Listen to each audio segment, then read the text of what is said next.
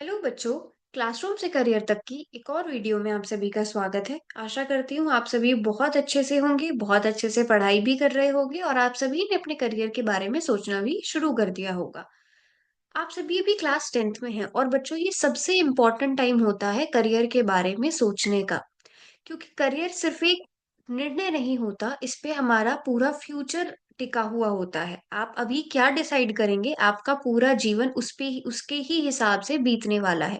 तो ये बहुत ज़रूरी है कि आप ये जानें कि क्या-क्या फ़ील्ड्स आज के टाइम में आपके लिए उपलब्ध हैं, आप क्या-क्या काम कर सकते हैं और जो आपको सबसे अच्छा लगता है, आप उस फ़ील्ड में कैसे जा सकते हैं। बच्चों, आज की वीडियो खास तौर पर उन लड़कियों और लड़कों के लिए है जो देश की सेवा करना चाहते हैं, देश के लिए कुछ करना चाहते हैं। तो आप सभी समझ भी गए होंगे, आज की वीडियो हमारी रहने वाली है रक्षा सेवाओं पर आधारित। तो आपने कभी सोचा है कि रक्षा सेवाओं में जीवन कैसा होता है? चलिए, अब इसके बारे में थोड़ा-सा जानते हैं। चलिए बच्चों, अब देखते हैं हमारी सेना क्या काम करती है। शायद मुझे ये बताने की ज़रूरत भी नहीं है, आप सभी बहुत अच्छे से जानते ही होंगे कि हमारी सेना कितनी महत्वपूर्ण है हमारे लिए, उनका कितना योगदान रहता है हमारे जीवन में।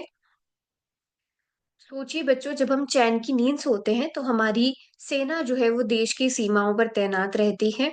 ये सिर्फ़ और सिर्फ़ बच्चों एक नौकरी नहीं है, बल्कि गर्व और सम्मान का काम होता है। और सबसे इम्पोर्टेंट बात ये है कि लड़कों और लड़कियों दोनों के लिए ही है ये, है ना? ऐसा नहीं है कि केवल और केवल लड़के ही देश की सेवा कर सकते हैं। रक्षा सेवाओं में जाकर लड़कियाँ भी उतनी ही इम्पोर्टेंट हैं, लड़कियाँ भी उसी तरह से देश की सेवा कर सकती है जिस प्रकार लड़के कर सकते हैं। आज के समय में जैसे लड़कियां हर फील्ड में आगे बढ़ रही हैं, तो रक्षा सेवाओं में भी वो काम कर सकती हैं, है ना? और रक्षा सेवाओं में वो पीछे भी नहीं है। मैं आपको मिलवाती हूँ कैप्टन तान्या शेरगिल से। कैप्टन तान्या शेरगिल एक बहुत ही महत्वपूर्ण भूमिका निभाती हैं।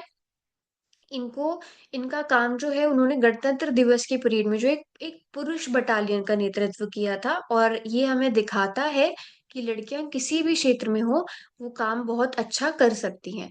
तो लड़कियों, अगर आपके मन में देशभक्ति का जज्बा है, साहस है, अपनी देश की सेवा करने की इच्छा है, तो आप किसी भी सेना में और आपके लिए कोई भी विकल्प खुला है, आप किसी भी सेना में जा सकती हैं। दूसरा एग्जाम्पल हमारे सामने है लेफ्टिनेंट जनरल मनोज पांडे जी का, जो वर्तमान समय में भारतीय सेना के चीफ ऑफ आर्मी स्टाफ हैं और पूर्वी सेना कमान सहित विभिन्न प्रमुख पदों पर उन्होंने कार्य किया है। तो यहाँ पर हमारे पास दो इंस्पिरेशंस हैं जिनसे आप प्रेरणा ले सकते हैं कि आप भारतीय सेना में जाकर किस प्रकार अपने देश के लिए गर्व और सम्मान का काम कर सकते हैं। अब आप सभी के मन में ये सवाल आ रहा होगा कि हम जाना चाहते हैं सेना में, परंतु जाएँ कैसे? है ना? तो अब आपके पास यहाँ पर 2 विकल्प हैं। नेशनल डिफेंस अकेडमी पहला ऑप्शन है, इसके लिए आप थल सेना, नौसेना और वायुसेना तीनों में जा सकते हैं। आयु आपकी साढ़े 16 साल से साढ़े 19 साल के बीच में होना चाहिए। कोई भी स्ट्रीम 12th क्लास में आप कोई भी स्ट्रीम ले सकते हैं, लेकिन अगर आपको नौसेना और वायुसेना में जाना है बच्चों, तो आपको पीसीएम रखना पड़ेगा, फिजिक्स, केमिस्ट्री और मैथ्स रखना पड़ेगा। लिखित परीक्षा होती है जिसमें गणित और सामान्य योग्यता प्रशिक्षण होता है। बेटा, गणित जो है वो आपका हर जगह काम आने वाला है, तो आपको बहुत अच्छे से पढ़ना पड़ेगा और उसके अलावा कुछ एग्ज़ाम्स यहाँ पर लिखे हुए हैं और उसके बाद आपकी जो है वो 3 वर्ष की जो है और उसके बाद एनडीए में 3 वर्ष की होती है और उसके बाद जो भी आपकी अकेडमी होती है, जैसे आप नौसेना में जाना चाहते हैं, सेना में जाना चाहते हैं या वायुसेना में, वहाँ पर 1 वर्ष की ट्रेनिंग होती है आपकी और जो सैलरी होती है वो 56,000 के आस-पास होती है और फिर उसके बाद बढ़ती जाती है। अब दूसरा है यहाँ पे भारतीय सेना सैनिक प्रवेश, जैसे क्लर्क हो गए, कुछ तकनीकी हो गए, नर्सिंग सहायक हो गए, मतलब भारतीय सेना में और भी पद निकलते हैं। तो अगर आपने 12वीं पास कर ली है, तो तकनीकी अगर आपको टेक्निकल फील्ड में जाना है, तो पीसीएम रखना पड़ेगा, अगर नर्सिंग वाले में जाना पड़ेगा, तो आपको फिर बायोलॉजी रखना पड़ेगा। इसमें भी कुछ टेस्ट यहाँ पर आपके रखे हुए हैं, मेडिकल होता है आपका और आपकी जो ट्रेनिंग होती है, वो 19 से 34 सप्ताह में होगी और यहाँ पर वेतन भी आपका लिखा हुआ है। अब तीसरा है हमारे पास अग्निवीर सेना अग्निपथ योजना जो है, अब इसमें आप किसी भी स्ट्रीम में 10th और 12th पास करना है, भूमिका के अनुसार अलग-अलग होता है।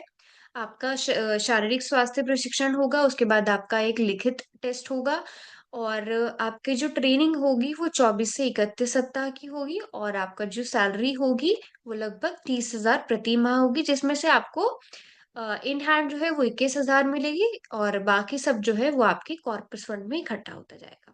आप में से बहुत सारे बच्चे होंगे जो देश की सेवा करना चाहते हैं और इस प्रकार से वो जॉइन कर सकते हैं। जो मैंने अभी एक टेक्निकल फील्ड के बारे में बात करी थी, तकनीकी शाखा के बारे में बात करी थी, तो उनका काम क्या होता है, जो रक्षा उपकरण होते हैं उनका रख-रखाव करना, बम निरोधक, है ना? और सैन्य प्रौद्योगिकी का विकास, युद्ध क्षेत्रों का निर्माण करना, सेना के वाहन की मरम्मत करना, ये कुछ काम है जो टेक्निकल फील्ड वाले लोग करते हैं। अब इसमें आप कैसे जा सकते हैं बच्चों? आपको टेक्निकल एंट्री स्कीम होती है भारतीय सेना की, इसमें भी आपकी जो आयु है वो साढ़े 16 से साढ़े 19 साल की, लेकिन आपको इसमें 12th करनी पड़ेगी फिजिक्स, केमिस्ट्री, मैथ्स के साथ। 12th के ही मार्क्स के बेसिस में आपकी जो है वो आपका चयन हो जाता है इंटरव्यू के आधार पर, उसके बाद इंटरव्यू होता है। ट्रेनिंग जो होती है आपकी वो 5 साल की होती है और प्रारंभिक वेतन आपका 56,000 होता है। इस प्रकार सेना में भी लड़के भी जा सकते हैं, लड़कियाँ भी जा सकती हैं। उसी प्रकार टेक्निकल फील्ड में भी लड़के भी जा सकते हैं, लड़कियाँ भी जा सकती हैं। केवल और केवल आपको 60% मार्क्स लेने हैं फिजिक्स, केमिस्ट्री, मैथ्स के साथ, है ना? तो लड़कियों आपके लिए ये वाली फील्ड भी उतनी ही इम्पोर्टेंट रहेगी। आप इसके बारे में भी सोच सकते हैं। चलिए बच्चों, क्या आप मुझे बताइए कि आपने कभी भारतीय तटरक्षक नाविक के बारे में सुना है?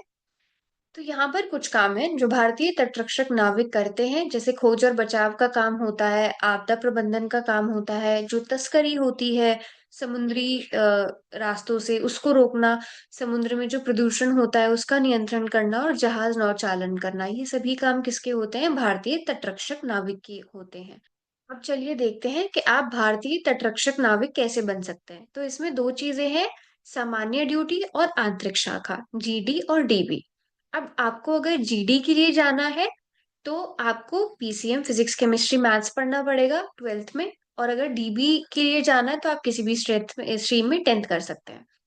और परीक्षा जो जीडी के लिए होगी, वो फिजिक्स, केमिस्ट्री, मैथ्स होगी, जीके होगी, इंग्लिश होगा और डीबी के लिए जीके, बेसिक मैथ्स, इंग्लिश और रीजनिंग। फिर आपकी परीक्षा होगी और आपकी फिर ट्रेनिंग होगी और आपकी जो स्टार्टिंग सैलरी होगी वो लगभग 21,700 के आसपास होगी।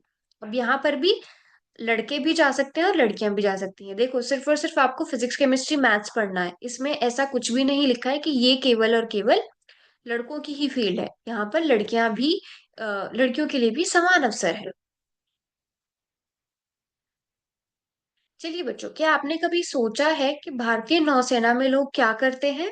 चलिए बच्चों, अब देखते हैं नौसेना का काम क्या होता है। तो नौसेना का काम समुद्री जो हमारी सीमाएं हैं उन पर रहकर हमारे देश की रक्षा करना होता है, जहाजों को संभालना होता है। अब उसके अलावा भी कुछ और काम होते हैं। जहाज के इंजन का रखरखाव हो गया, पनडुब्बी जो समुद्र के अंदर चलती है उसकी इंजीनियरिंग हो गई। यहाँ पर ये कुछ ऐसे काम हैं जो नौसेना में लोग करते हैं।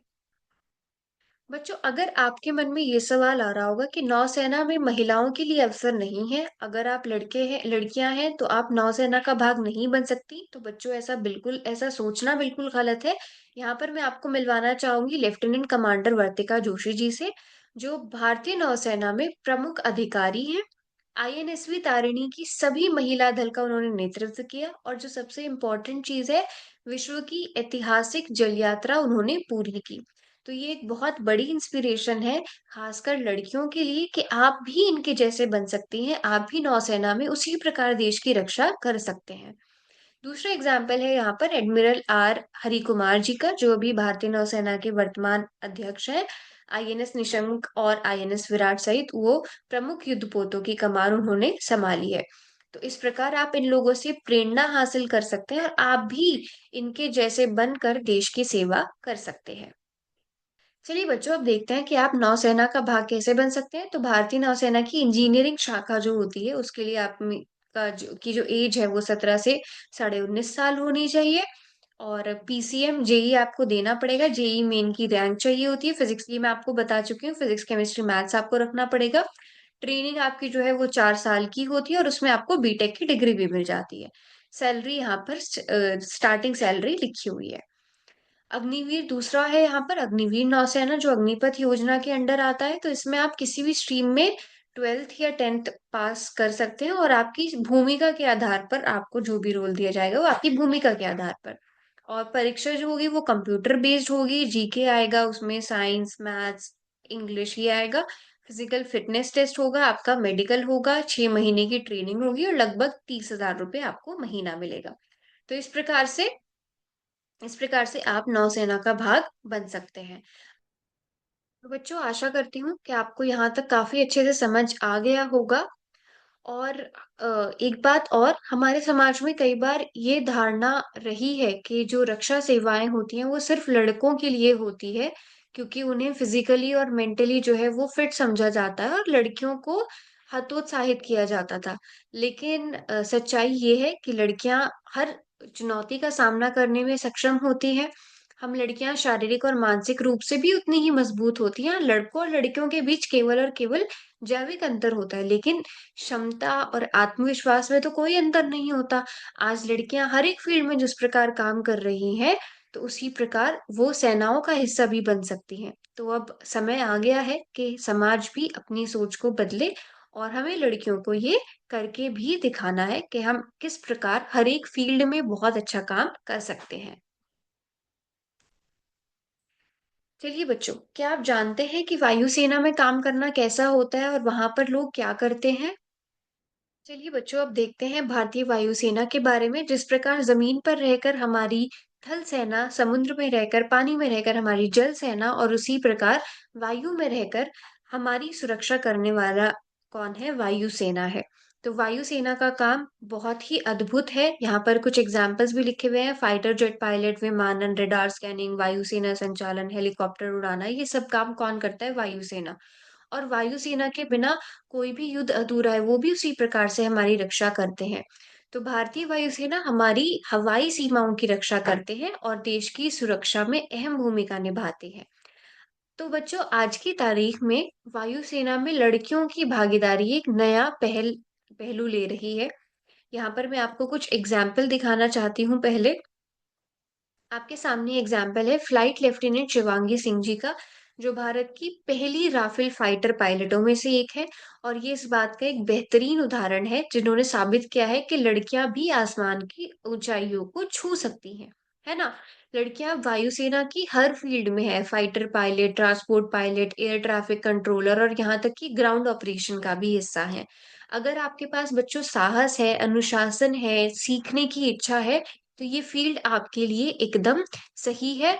और फ्लाइट लेफ्टिनेंट शिवांगी सिंह जी हम सभी के लिए एक बहुत ही प्रेरणा का स्रोत है। हम भी इस प्रकार से, आप भी इस प्रकार से देश को देश के लिए बहुत ही अच्छा काम कर सकते हैं और गर्व महसूस करा सकते हैं। दूसरा एग्जाम्पल बच्चों यहाँ पर है air chief marshal V R Chaudhary ji का, जो भारतीय वायु सेना के वर्तमान एयर चीफ मार्शल है। और उन्होंने प्रमुख परिचालन और कमांड भूमिकाओं में कार्य किया। लड़ाकू स्क्वाड्रनों का और प्रमुख हवाई अड्डों में नेतृत्व की स्थिति संभाली और भारत की वायु रक्षा और रणनीतिक योजना में योगदान दिया। हम सभी को इन सभी से प्रेरणा लेने की बहुत आवश्यकता है और आशा करती हूँ कि आप भी आगे जाकर इसी प्रकार से अपना नाम कमाएंगे। अब देखते हैं कि आप भारतीय वायुसेना का हिस्सा कैसे बन सकते हैं। वहां पर दो ग्रुप्स हैं, एक्स और वाई। जो तकनीकी ग्रुप है उसे ग्रुप एक्स कहते हैं और जो गैर तकनीकी है उसे ग्रुप वाई। अब जहां पर भी आप तकनीकी फील्ड में यानी कि टेक्निकल फील्ड में जाएंगे बच्चों आप, तो आपको फिजिक्स, केमिस्ट्री, मैथ्स रखना ही पड़ेगा 12th क्लास में, है ना? इसके बिना आप टेक्निकल फील्ड में नहीं जा सकते। ग्रुप वाई में अगर जाना है तो आप किसी भी स्ट्रीम, कोई भी स्ट्रीम चूज चूज करके 12th में जा सकते हैं। फिर आपका यहाँ पर एग्जाम होता है, फिर ट्रेनिंग होती है और सैलरी जो है वो ग्रुप एक्स की थोड़ी सी ज्यादा होती है, ग्रुप वाई की कम होती है। उसके बाद अग्निवीर परीक्षा, अग्निवत स्कीम भी है, अग्निवीर स्कीम भी है, अग्निपथ स्कीम, जिसमें आपकी योग्यता डिप्लोमा के साथ 10वीं पास होनी चाहिए या फिर ये केमिस्ट्री, मैथ्स और इंग्लिश जैसे विषयों के साथ 12th पास होनी चाहिए। फिर आपके दो यहाँ पर परीक्षा पैटर्न होते हैं, ऑनलाइन टेस्ट होता है और फिर फिज़िकल फिटनेस टेस्ट होता है। ट्रेनिंग होती है 6 महीने की और आपकी सैलरी लगभग 30,000 के आसपास होती है। तो बच्चों कोई भी इस फ़ील्ड में इन फ़ील्ड्स में आसानी से जा सकता है। अब लड़कियाँ शायद ये सोच रही होंगी कि हम इन एग्ज़ाम्स की तैयारी कैसे करें? बच्चों पहले ऐसा होता था स्पेशली लड़कियों के लिए कि जो अच्छी क्वालिटी वाले कोचिंग सेंटर्स होते थे वो बहुत दूर-दूर होते थे और लड़कियों के लिए शायद इतनी दूर कोचिंग के लिए जाना संभव नहीं हो पाता था। पर अब जो है, अब बहुत ही आसानियाँ हो गई हैं और ये समस्याएँ धीरे-धीरे खत्म हो रही है। हरियाणा के छोटे-बड़े शहरों में अब बेहतरीन कोचिंग सेंटर्स हैं और इन सेंटरों में लड़कियाँ भी आराम से जाकर रक्षा सेवाओं की परीक्षाओं की तैयारियाँ कर सकती हैं। अगर आप में इच्छा शक्ति है, तो इन कोचिंग सेंटर्स का आप फ़ायदा उठाइए। अगर आपको कोचिंग सेंटर्स में नहीं जाना है, आपको घर से बैठकर पढ़ाई करनी है, तो आपको ऑनलाइन बहुत सारे रिसोर्सेज़ मिल जाएँगे। आपको यूट्यूब पे फ्री में बहुत सारे रिसोर्सेज़ अवेलेबल हो जाएँगे। तो लड़कियों, आपकी जीवन में किसी भी प्रकार की बाधा आज के टाइम में नहीं है। अगर आपने ठान ली है कि आपको वायु सेना में जाना है, तो आपके रास्ते में कोई भी नहीं आ सकता है। आपके लिए सारे रास्ते खुले हुए हैं, आप किसी भी प्रकार से बस आपके मन में लगन होनी चाहिए, दृढ़ इच्छा होनी चाहिए और आप उसी प्रकार हमारे देश का नाम भी रोशन कर सकते हैं। चलिए बच्चों, अब इस वीडियो के दूसरे हिस्से की बात करते हैं, सरकारी परीक्षाओं के बारे में बात करते हैं, जो नेशनल लेवल पर होती हैं। काफ़ी बच्चों के मन में और काफ़ी बच्चों के घरवाले भी कहते होंगे कि आपने बड़े होकर गवर्नमेंट जॉब्स में जाना है। तो चलिए देखते हैं, क्या-क्या पॉसिबल ऑप्शंस आपके पास हैं। तो अगर आप किसी गवर्नमेंट ऑफ़िस में काम करना चाहते हैं, तो अब मैं आपको कुछ ऑप्शंस बताने वाली हूँ, आप वो देख सकते हैं। सबसे पहले जो नेशनल लेवल की सरकारी परीक्षा होती है, केंद्र और राज्य सरकार में ग्रुप सी और डी पद होते हैं।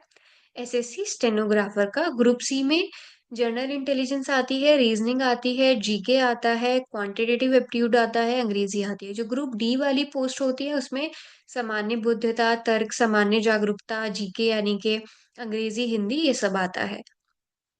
और 12th पास होने चाहिए आप और शॉर्ट हैंड जो आपकी होती प्रैक्टिस अच्छी होनी चाहिए इंग्लिश या फिर हिंदी की। ग्रुप सी की सैलरी थोड़ी ज़्यादा होती है, ग्रुप डी की थोड़ी कम होती है। यहाँ पर 2 और ऑप्शंस हैं बच्चों, सीएचसीएल कंबाइंड हायर सेकेंडरी लेवल। तो इसमें आप किसी भी स्ट्रीम में 12th पास करिए, उसके बाद आप अपना एग्ज़ाम दीजिए, एग्ज़ाम में कुछ-कुछ सब्जेक्ट्स आएँगे आपके पास। फिर आपके पास यहाँ पर 3 पोस्ट होती हैं, 3 डेज़िग्नेशन लोअर डिविजनल क्लर्क हो गया, डेटा एंट्री ऑपरेटर हो गया, पोस्टल असिस्टेंट हो गया। शुरुआती वेतन जो रहेगा वो आपका 25,500 से 81,100 रुपए तक का रहेगा। और ये डेज़िग्नेशन के हिसाब से अलग-अलग होगा। दूसरा है मल्टीटास्किंग स्टाफ, इसमें 10th पास आपको करनी होगी, एग्ज़ाम देना होगा और यहाँ पर शुरुआती जो वेतन होगा वो 18,000 से 56,000 तक के बीच में रहेगा। अगर आप सुरक्षा या सुरक्षा सेवाओं में करियर बनाने में रुचि रखते हैं, तो यहाँ कुछ परीक्षाएँ जिन्हें आप दे सकते हैं। एसएससी जनरल ड्यूटी कांस्टेबल, तो आप 10th पास करेंगे, उसके बाद आप एग्ज़ाम देंगे और आप post BSF, CISF, CRPF, SSB, ITBP इन पोस्ट में लग सकते हैं। दूसरा है सुरक्षा बल जनरल ड्यूटी कांस्टेबल। 10th पास करनी है, कुछ एग्ज़ाम्स आपको यहाँ पर देने हैं जैसे मैथ्स आएगा उसमें, इंग्लिश, हिंदी, जीके, सामान्य तर्क, रीज़निंग ये सब आएगा। तो आप अ, एसएससी जीडी में भी जा सकते हैं और सुरक्षा बल में भी जा सकते हैं।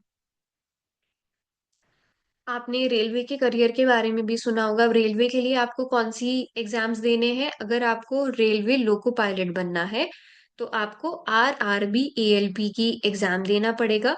अब उसके लिए एलिजिबिलिटी क्या है? आपको आईटीआई या इंजीनियरिंग में डिप्लोमा के साथ 10th पास के बाद आपको आईटीआई या इंजीनियरिंग में डिप्लोमा करना पड़ेगा और 10th लेवल का मैथ्स आएगा, जीके आएगा, जनरल साइंस आएगा और रीजनिंग आएगा। दूसरा है यहाँ पर आरआरबी ग्रुप डी की कुछ परीक्षाएँ, जिसमें आप संबंधित ट्रेड में आईटीआई या इंजीनियरिंग में डिप्लोमा के साथ 10th करेंगे।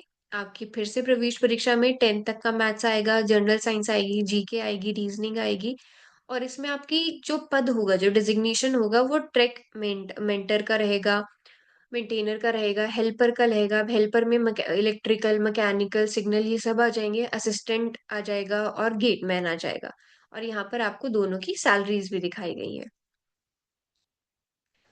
अ, उसके बाद ऑल इंडिया के गवर्नमेंट एग्जाम्स होते हैं NTPC non technical popular categories. अब इसमें भी आपको 12th पास किसी भी स्ट्रीम से आप करिए, 10th तक का मैथ्स और आपका सामान्य ज्ञान, सामान्य बुद्धिमत्ता, ये सब चीजें आएंगी। जो डिजिग्नेशंस होंगी, पद होंगे, वो भारतीय रेलवे में junior clerk, accounts clerk, ticket प्रशिक्षण, वाणिज्यिक ऑपरेंट्स और विभिन्न अन्य गैर तकनीकी पद। सैलरी भी यहाँ पर आपके सामने लिखी हुई है। उसके बाद एक और एग्जाम होता है बच्चों, आरपीएफ का, रेलवे सुरक्षा बल, जिसमें आपको 10th पास करनी है। और परीक्षा विषय जो रहेंगे वो संख्यात्मक क्षमता रहेगी, तर्क शक्ति रहेगी और सामान्य ज्ञान रहेगा। पद क्या रहेगा आपका इसमें, आरबीएफ में सब इंस्पेक्टर रहेंगे आप, या फिर आरपीएफ में कांस्टेबल। और आपको यहाँ पे सैलरी भी दिखाई गई है। अब हरियाणा के ही, अगर आपको हरियाणा से बाहर नहीं जाना, हरियाणा विशिष्ट ही क्या परीक्षाएं होती हैं, सरकारी परीक्षा होगी, हरियाणा पुलिस कांस्टेबल परीक्षा। अब 12th पास करना है, किसी भी स्ट्रीम में आप कर सकते हैं, उसके बाद आपको एग्जाम देना है, कांस्टेबल का आपको डिजिग्नेशन मिलेगा। और अगर आप हरियाणा हरियाणा के ही हैं तो आपको कुछ आरक्षण में भी छूट मिल जाएगा, रिजर्वेशन कुछ मिल जाएगा, एज में भी कुछ रिजर्वेशन मिल जाएगा। उसके बाद दूसरा है HSSC, हरियाणा कर्मचारी चयन आयोग, क्लर्क की परीक्षा होगी, 10th पास करना है, उसके बाद आपको एंट्रेंस एग्जाम देना है। हरियाणा के विभिन्न विभिन्न सरकारी विभागों में आप क्लर्क वाली जॉब कर सकते हैं। और यह केवल सिर्फ जो हरियाणा में रहने वाले लोग होते हैं, जो हरियाणा के मूल निवासी होते हैं, केवल उनके लिए होती है। तीसरा होता है HSSC ग्रुप डी एग्जाम। इसमें आपको 10th पास करना है, आपको एंट्रेंस एग्जाम देना है। और उसके बाद आपकी डिजिग्नेशन चपरासी, बेलदार, हेल्पर आदि की रहेगी और यहाँ पे सैलरी भी लिखी हुई है। चौथा है यहाँ पर हरियाणा नहर पटवारी परीक्षा। अब इसमें आपको किसी भी स्ट्रीम में 12th पास करनी है, एग्जाम देना है और आपका डेजिग्नेशन क्या रहेगा, सिंचाई एवं जल संसाधन विभाग में नहर पटवारी का काम रहेगा। तो बच्चों, आज हमने सीखा कि सेना, नौसेना और वायुसेना में करियर न केवल सम्मानजनक होता है बल्कि रोमांचक और प्रेरणादायक भी होता है। लड़कियों और लड़कों दोनों के लिए ये फील्ड खुली है। बस आपको खुद पर भरोसा करना है और मेहनत करनी है। अब खासकर लड़कियों के लिए, अगर आप में जज्बा है, लगन है, तो आप किसी भी फील्ड में कामयाब हो सकती हैं, आपको कोई नहीं रोक सकता। तो रक्षा सेवाएं आपको न केवल एक करियर देती हैं बल्कि बल्कि आपके जीवन का एक उद्देश्य भी बन जाती हैं। आज की वीडियो के लिए बच्चों इतना ही रखते हैं। मिलते हैं आपसे अगले एपिसोड में, जहां हम करियर से जुड़े और भी शानदार विकल्पों पर बात करेंगे। तब तक आप पढ़ाई करें और अपने सपनों को पूरा करने की दिशा में कदम बढ़ाएं। धन्यवाद।